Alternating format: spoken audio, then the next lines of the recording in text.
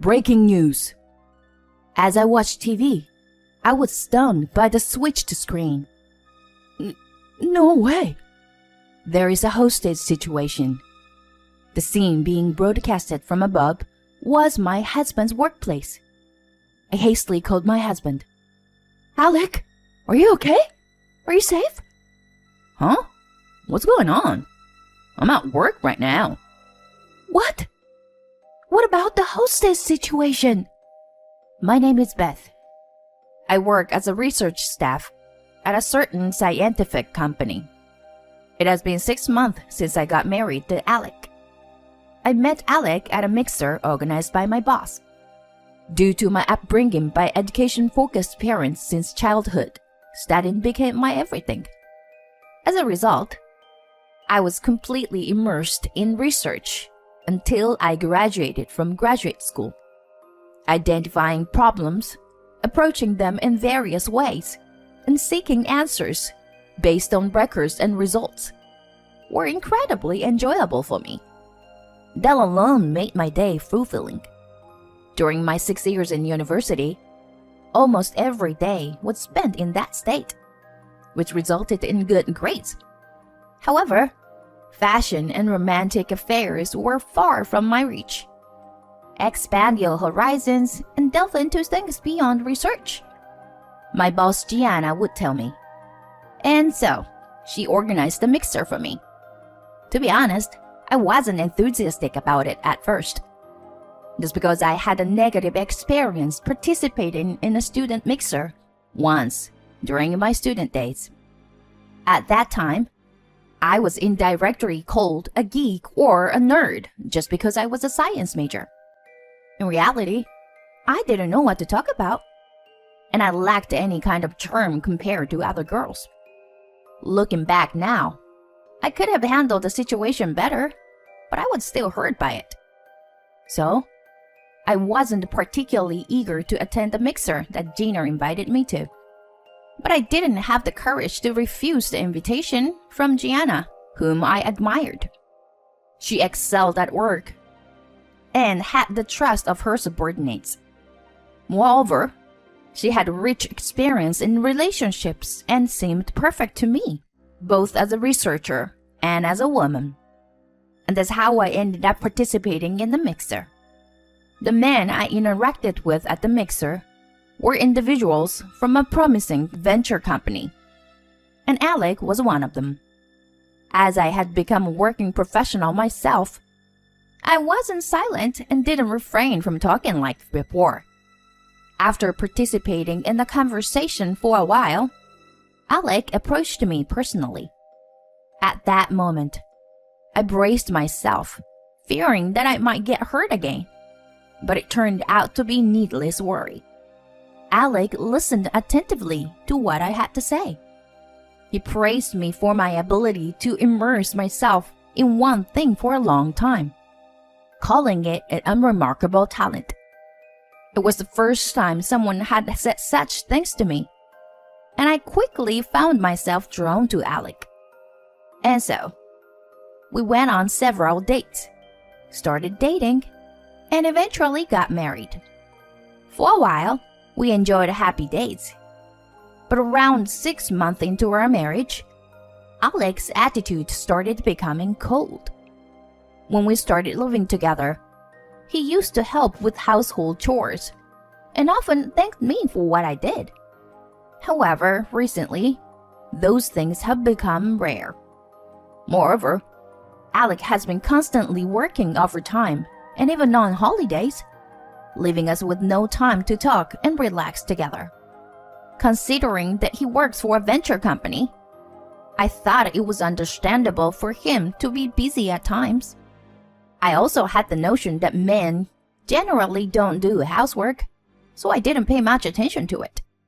However, lately, he has been coming home with the smell of alcohol and women's perfume, and it's starting to worry me a little.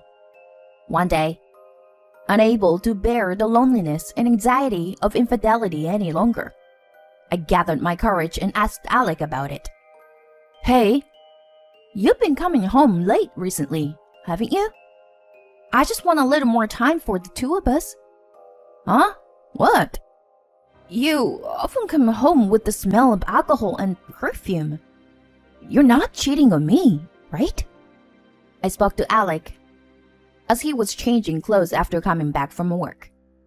Then Alec turned around with a frustrated look and loudly accused me. Don't you understand that this is an important time for the company? I have to accompany clients for business entertainment. Even though I don't want to. I have to drink even when I don't want to. And yet, you.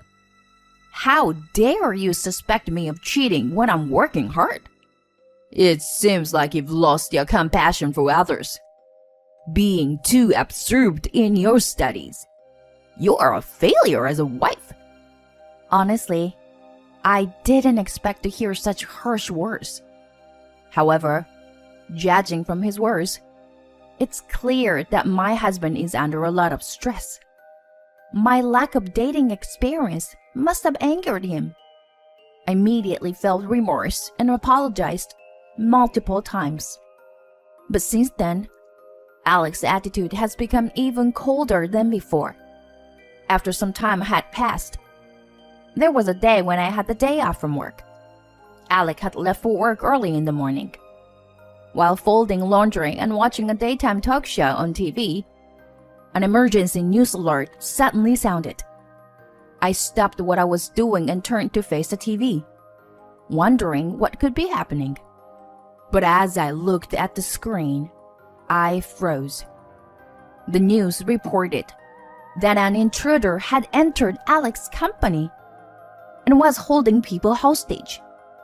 I couldn't believe that such an incident was happening at my husband's workplace.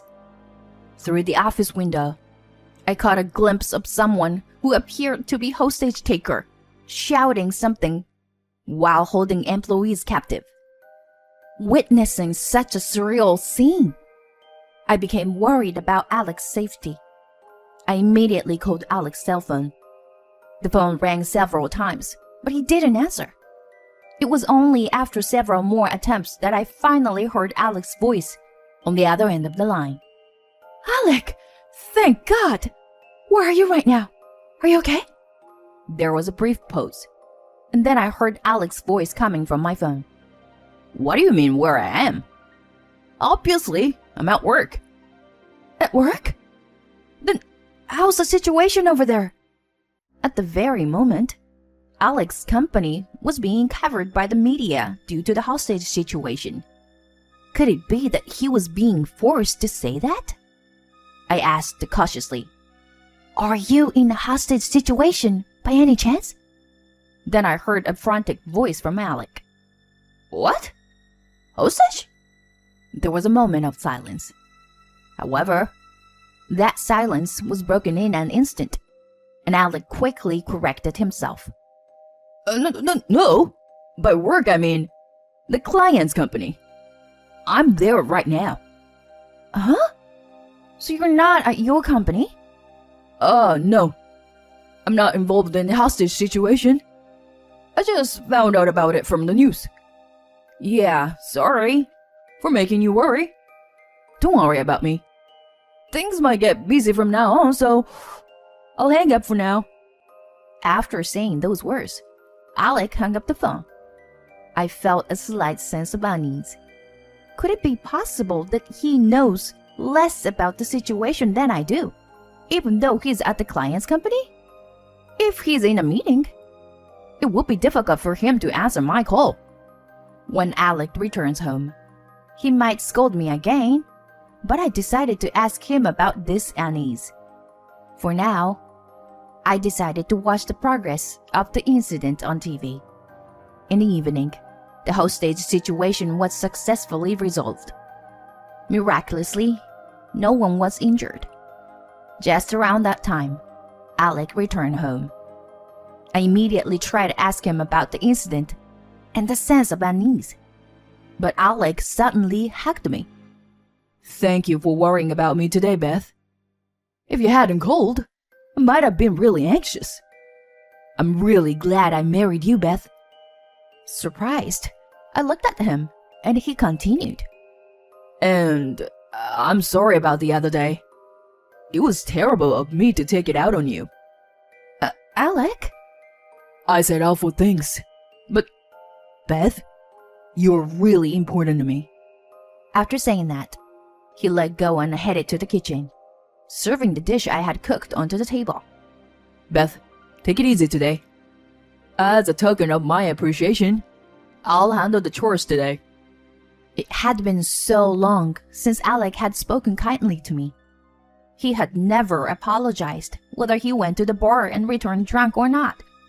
I was so happy that Alec was helping with the housework and praising me that I had completely forgotten about talking about the incident.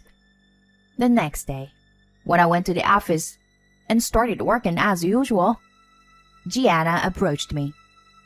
Did something good happen? It seemed like I had a happier expression than usual. It's embarrassing that I unconsciously showed on my face. While thinking about that, I decided to tell Gianna everything about what happened yesterday. After hearing everything, Gianna had a puzzled look on her face. Did I explain something weirdly? Unexpectedly, Gianna uttered words that caught me off guard. Beth, are you sure everything is okay? Okay? What do you mean? Upon asking that, Gianna started speaking with an apologetic tone. Aren't you being manipulated or deceived in some way? Usually, when a man suddenly becomes kind, it's because he's hiding something, like cheating or debts.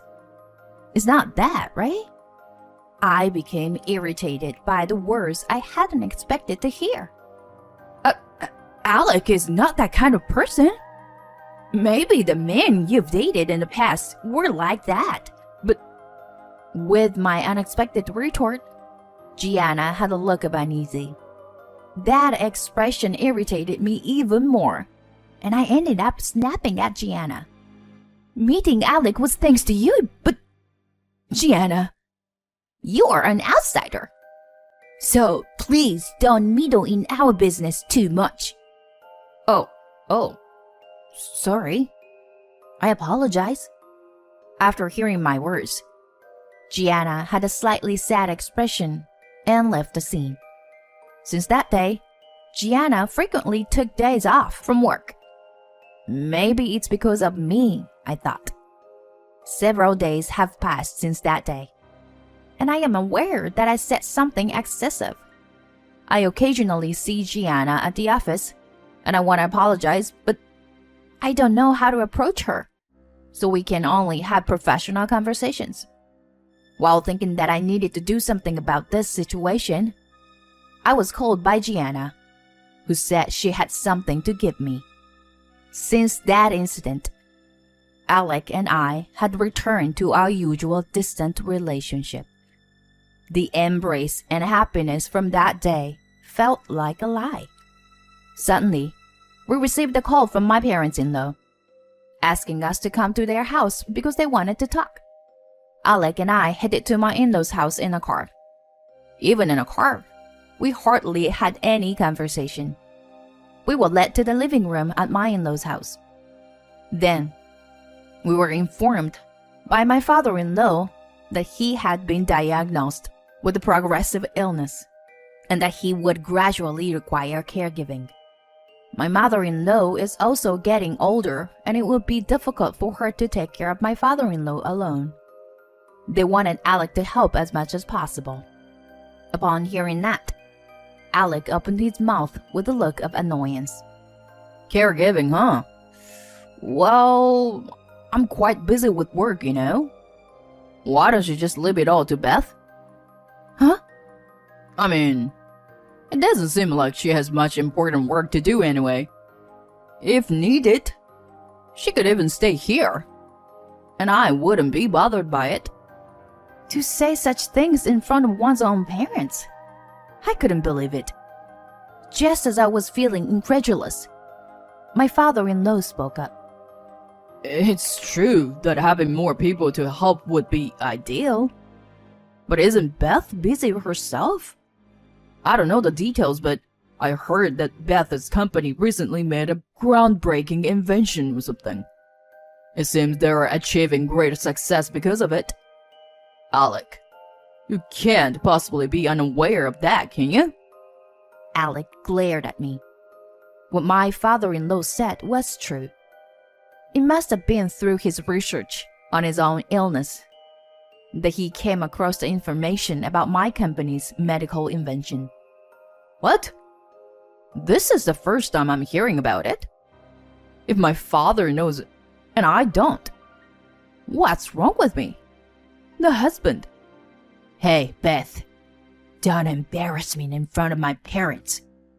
Though Alec's voice was restrained due to being in front of his parents, there was clearly anger behind his words. Alec, with his prideful nature, seemed displeased that he was the only one aware of something. Considering it a good opportunity, I decided to counterattack and face him. Why you didn't know? Well, maybe it's because you are hardly ever at home. We don't have any time together. And maybe it's because you are cheating on me. My unexpected words left my in-laws speechless. Oh, what nonsense are you spouting? Making such boring jokes in front of my parents? I, too, had reached a point of no return. Boring joke? If it were just a joke, I wish it were. Then, how about this? Saying that, I took an envelope out of my bag and spread its contents on the table. Inside were pictures of Alex entering hotels with various women and engaging in intimate moments in cars. These were all obtained through a private investigator I had hired. The trigger for me to make the request was Gianna. The reason Gianna had been frequently absent from work was because she was independently investigating Alec. As a result, Gianna witnessed Alec entering hotels with other women, not just once or twice. At that moment, Gianna captured the scene on her phone and showed it to me. From Gianna's perspective, Alex's behavior seemed suspicious. She expressed that she didn't want to see me being deceived by such a man. Now that I had been shown undeniable evidence, I couldn't escape from reality anymore. Thanks to Gianna, I also decided to thoroughly investigate Alex's infidelity by hiring a private investigator. The results revealed that he had been cheating on me with multiple women. I even found out that he had been bad-mouthing me to his mistresses. By the way, how did I come to know about this? It was because one of his mistresses sold Alec in exchange for reducing the amount of compensation she would receive. It seems that she wasn't really serious about Alec. My in-laws sitting in front of me were in shock and started breaking down in tears. I told Alec about divorce and alimony. Wait! It's not like that. Alec began pleading for forgiveness. I wasn't serious. She was the one who approached me. Besides, I had been drinking, so I wasn't in a sound state of mind. You're the only one I truly love, you know. Beth, you're smarter than me, so you should know I mean this, right? Who is he trying to convince with those shabby words? This man completely underestimates women. But it's about time for him to face the consequences.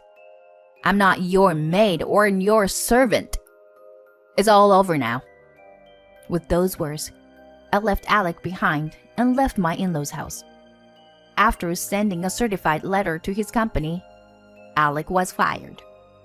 The women he had been cheating with were all hostesses who were mainly interested in receiving lavish gifts from him. They quickly disappeared from Alex's life after paying me the compensation without any resistance. Alec, who lost his job, seemed to have returned his parents' house. He started working at a local factory during the day and took care of his father as a condition for his parents to partially cover the compensation. Living with his parents must be unbearable for Alec, who had been working solely for money, alcohol, and women. I apologized and expressed my gratitude to Gianna once again. I also took the opportunity to ask her why she had gone to such length for me. And she said, "Whenever I see you, Beth, it reminds me of my past self." Huh? Beth, you may think I'm experienced, but I wasn't always like that. I've fallen for bad men too, you know. In my case, it wasn't infidelity, but being burdened with debt. That's why I felt like I had to help you somehow. I see. I didn't know that. I'm truly sorry, Gianna. Apologies are unnecessary. It's ultimately just self-satisfaction for both of us. I began to respect Gianna even more for who she was. Since then, I started learning from Gianna about makeup, fashion, and more. I expanded my horizons beyond just my research. I must say, I have transformed and become more beautiful than before. When I go out with Gianna to bars or clubs, I'm not surprised when guys approach me. I see this as a great opportunity to develop my ability to judge men. Whether it's research or love, sometimes widening our perspective can lead to unexpected positive outcomes. Perhaps life itself is one grand study. From now on, I will continue my research diligently and stay true to myself.